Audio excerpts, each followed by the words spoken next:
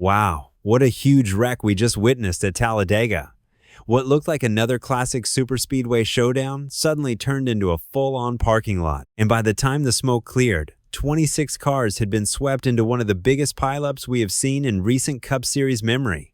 Bubba Wallace was out front when it all exploded. Carson Hocevar somehow survived the madness and grabbed his first career Cup win. And then the real drama started after the race, when drivers began giving their honest reactions to what caused it and why this keeps happening. Because this story is bigger than just one spin. Today we are going to break down how the race actually went, how the big one started, what Bubba Wallace said after wiping out from the lead, and then the most important part of all, what the rest of the garage had to say about it. And yes, we are absolutely getting into Joey Logano's reaction, Ryan Blaney's breakdown, and Carson Hocevar's side of the day too. Because if you listen closely to the drivers, they are telling you this Talladega crash was not just about one man making one mistake. So, let's start with the background, because I think that matters here. NASCAR came into this Talladega race trying to reduce the usual fuel-saving slog by stretching stage 1 to 98 laps. On paper, that was supposed to change the rhythm and make the race feel more aggressive later. In reality, the opening segment still became a long strategy game with drivers running below max pace trying to hit mileage targets.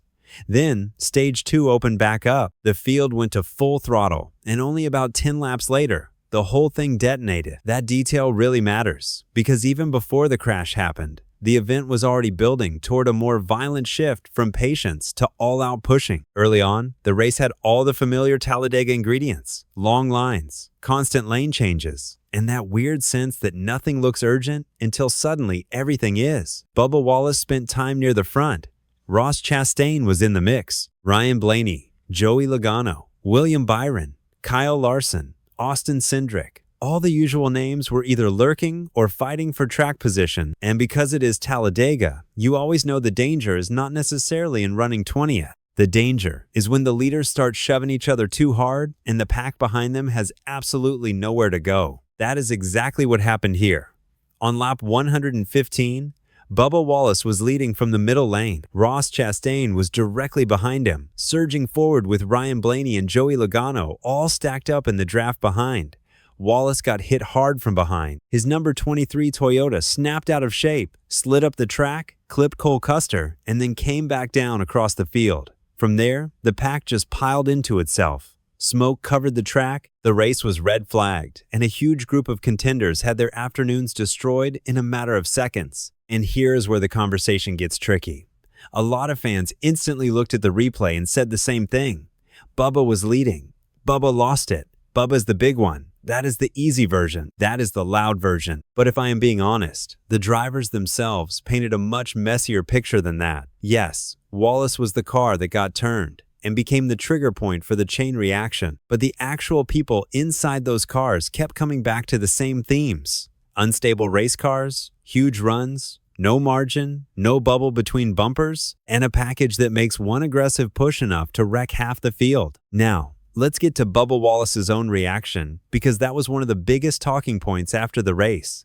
Bubba did not go scorched earth. He did not come out swinging at Ross Chastain. He did not try to completely wash his hands of it. Instead, he sounded frustrated, disappointed, and honestly pretty aware of the situation. He said the Toyota was a little unstable, getting pushed, but manageable, and then admitted that maybe that hit was just too much. He also said they needed to debrief and be better. And the line that stood out most was when he said they had to figure out how to be pushed better and that he took responsibility for that. That is not a driver pretending nothing happened. That is a driver admitting the problem while also hinting that the car itself is part of it. That Bubba quote matters for another reason too. He also made it clear how painful the result was, because Talladega is one of the places where 23XI usually comes with real confidence. He said they had nothing to show for it, and that is the frustration. This was not some random 25th place car running out of control. Wallace had speed. He was leading, and then in one moment, the whole day vanished. So even though the replay looks ugly for him, his reaction was less about making excuses and more about admitting that both the driver and the car had to handle that situation better. But before we get into what Joey, Logano, Ryan Blaney, and the rest of the garage had to say, we will move straight into the drivers' reactions.